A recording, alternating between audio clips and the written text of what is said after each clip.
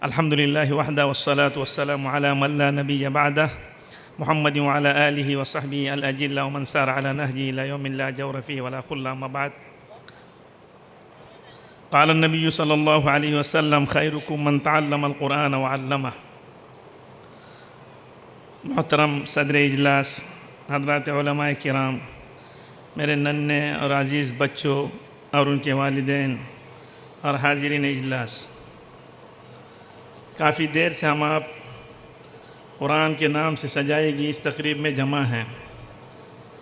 یہ مستقبل کے لیے ہمارے لیے ایک خوش آئین بات ہے کہ ہمارے یہ ننھے منھے بچے اپنی اس کوتلی زبان میں، اس کم عمری میں اللہ کے کلام کو صحیح طور پر پڑھنے کی کوشش کر رہے ہیں، اور ماشاءاللہ ایک بڑی تعداد قرآن پاک کی ناظرہ تکمیل سے فارغ ہو گئی.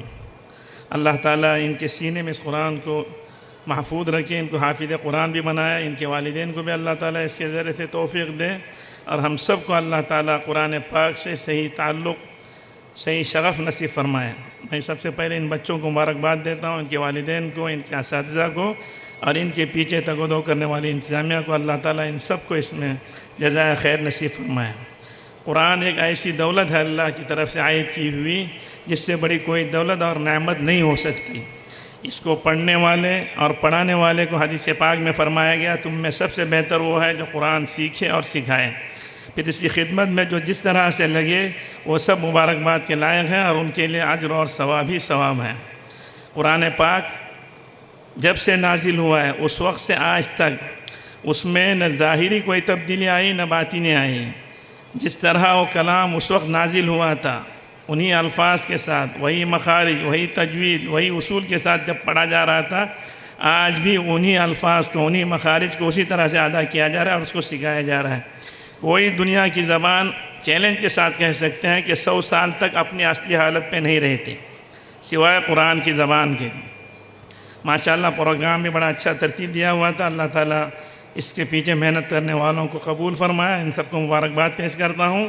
ابھی بچے تجوید کے ساتھ قرآن پاک کا مظاہرہ کر رہے تھے، اور قواعد بھی ماشاءاللہ عربی میں اجرا ہو رہا تھا، تو اس کے ساتھ ساتھ ذرا اناؤنسنگ بھی عربی میں ہوتی تو اور سونے پہ سہاگا ہوتا. بڑی اچھی بات ہے کہ بچے بچپن ہی سے عربی زبان سے لگاؤ پیدا کر رہے ہیں. لیکن ہماری یہ محرومی اور افسوس کی بات ہے، جس کلام پاک کو ہم نماز میں روزانہ 5 مرتبہ ہر فرض نماز میں سورہ فاتحہ اور اسی دعائیں پڑھتے ہیں، اس زبان کے صحیح طور پر ادا نہ کرنے پر ہم کو کوئی پریشانی نہیں لگتی. بچوں سے ابھی اصلاح کرا رہے ہیں، بچے پڑھ رہے ہیں، لیکن جوان اور بوڑھے عمر رسیدہ افراد جس طرح انہوں نے قرآن پاک اپنے بچپن میں سیکھا تھا خلفین یا خلفوں کے پاس، آیا وہی ہے یا اس میں بھی تجویدی فرق آ گیا ہے؟ صحیح طور پر پڑھنے کی کوشش کیا یا نہیں؟ ہم کو اس کی فکر کرنی ہے. ہم اردو زبان کے عربی کے علاوہ دوسری زبان انگریزی ہو یا دوسری اور زبان میں کوئی بولتا ہے اور اس میں کوئی خامی کرتا ہے، سائلنٹ کو اگر پڑھ لیتا ہے تو اس پہ ہنستے ہیں، کیوں؟ وہ زبان ہمیں معلوم ہے. لیکن جو زبان ہماری دینی اور جس کا ہر نماز میں پڑھنا فرض ہے، اس کے بارے میں ہمیں احساس نہیں ہوتا. کبھی ہم ہا کی جگہ چھوٹی ہا پڑھتے ہیں، را کی جگہ پر پڑھنے کی جگہ باریک پڑھتے ہیں، کبھی مخارج صحیح نہیں ہوتے، اس پر ہمیں احساس نہیں ہوتا. تو ابھی یہ بہت بڑی بات ہے کہ بچپن ہی سے بچوں کو صحیح طور پر مختلف مسجدوں میں اور شبینہ مکاتب میں اس کی کوشش کی جا رہی ہے. ابھی اس ادارے سے اس بچوں کے لیے باقاعدہ یہاں سے ابتدا کی جا رہی ہے. یہ خوشائن بات ہے. انشاءاللہ ایک وقت وہ آئے گا کہ ہمارے یہاں کا بچہ جوان بوڑھا مرد عورت سب انشاءاللہ قرآن پاک کو صحیح طور پر پڑھیں گے، سمجھیں گے اور اس پر عمل کرنے کی کوشش کریں گے. تو کلام پاک اللہ کا کلام ہے. دنیا کی ساری چیزیں اللہ کی مخلوق ہیں، قرآن پاک کے علاوہ ساری چیزیں مخلوق ہیں. اس کا درجہ تمام چیزوں پر بھاری ہے. تو جس کا تعلق قرآن پاک سے ہوگا وہ دنیا میں بھی باعزت اور بامراد ہوگا، اور آخرت میں بھی اسے کامیابی ہمیشہ کے لیے ملے گی. اور اللہ کے رسول صلی اللہ علیہ وسلم نے ہی فرمایا کہ 2 چیزیں تمہارے درمیان میں چھوڑے جا رہا ہوں، جب تک اس کو تھامے رہوگے اس وقت تک تم کبھی گمراہ اور ذلیل نہیں ہوگے.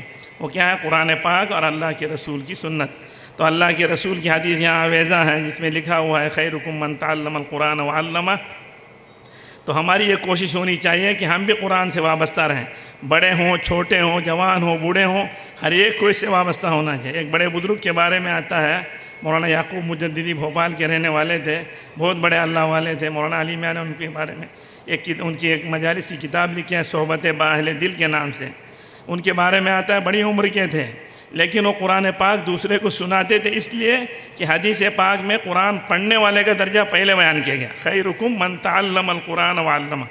عالم فاضل وقت کے بزرگ تھے، لیکن قرآن پاک دوسرے کے سامنے اس لیے پڑھتے تھے کہ تعلم میں آ جائے۔